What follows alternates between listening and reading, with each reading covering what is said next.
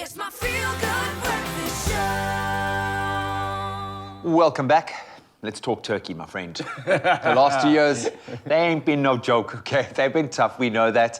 But like a bear coming out of hibernation, we are shaking off that 2020-2021 chaos and opening our hearts to all the good that comes in 2022. Oh man, and there's so much to look forward to. I mean, what good things are coming in 2022?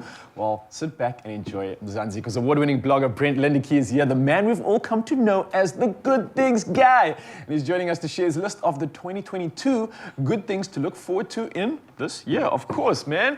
Brent, how are you doing this morning?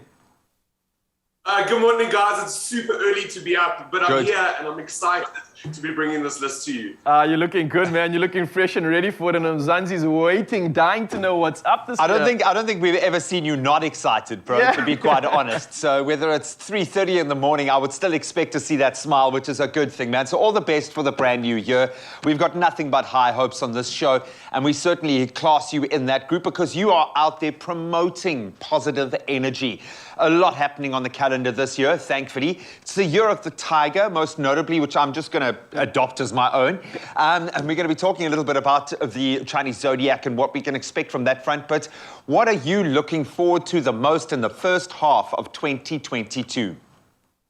You know, we can't forget that it's still summer in South Africa, and even though it might be raining in many parts of South Africa, we have got some of the best beaches in the world, 100 to be exact, blue flag beaches, and that's a reason to celebrate. If you're near a beach, you need to get to a beach and spend time on a beach, or make your way to a beach and support our tourism, which is going to be a huge thing that I think many South Africans are going to do in 2022. And with that comes all our national parks. We have so many incredible places that we can visit throughout the year. I look forward to going to Kruger, which I have not seen in 2 years. It's one of my favorite places to visit in South Africa. And then in sport and across the world, we've got the Winter Olympics in Beijing, which are kicking off on the 4th of February, something to look forward to. Perhaps something that I'm going to get into trouble for saying, but we have more holidays, more public holidays in 2022. And in fact, if you take off 8 days in April, you can get a full 18. So I'm sorry to all the HR managers. and then something that...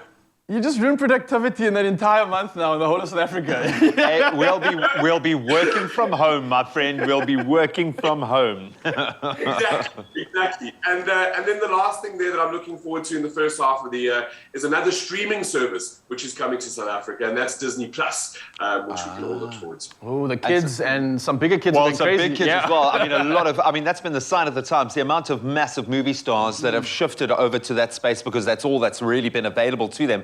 So down with that, love it. Goosebumps in the cause, already. man. Look, Brent, you spoke about a numerous amount of beautiful things, being a nature boy at heart, the beaches I love, the outdoor activities and nature, of course, always something on the top of the list when it comes to South Africa. But earlier you also chatted to our sports editor, and you also mentioned something about sports. Obviously, Winter Olympics was one of them, but we're also recapping that the Rugby Sevens World Cup is also going to be taking place at the Cape Town Stadium this September. This is huge. What else can we obviously look forward to in the second half of the year with regards to sport? I know you mentioned the Winter Olympics, of course, but there's so much on this list.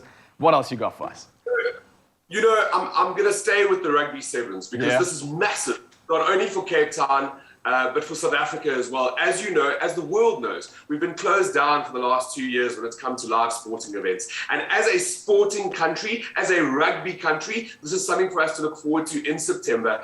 There's going to be over 84 games taking place over that record-breaking weekend with 24 men's and 16 women's teams from 5 continents coming to South Africa to celebrate, and we can do it with them in the Cape Town Stadium. I think that's something really big to look forward to in September this year. Oh, it's massive. I mean, I've been to a couple of Sevens tournaments in Cape Town, and they do it so well done, yeah, but it's that secondary spend. It's the knock-on effect. You think of all the restaurants and the B&Bs and these places that have been so badly hit. To get an injection like that is amazing. So we love the stimulation there on the economic front. Let's shift gears again. Locally, I know it doesn't feel like it, but 2022 looks like a good year for rain, in fact. The South African government has launched an initiative to plant 10 million trees. What good things are happening locally this year? What's got the hairs on your arm rising?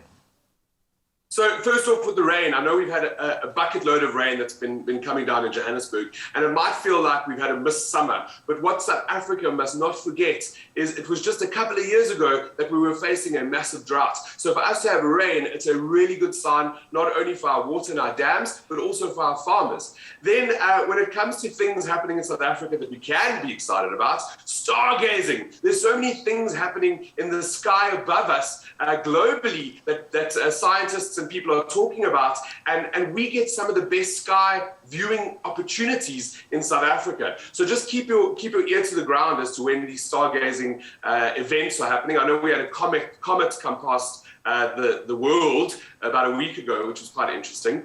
On the vaccine front, which is maybe a contentious subject, but it looks like malaria is set to have its butt kicked in 2022. And if anybody knows me, they know this is something that is close to my heart. I lost my father to malaria 11 years ago.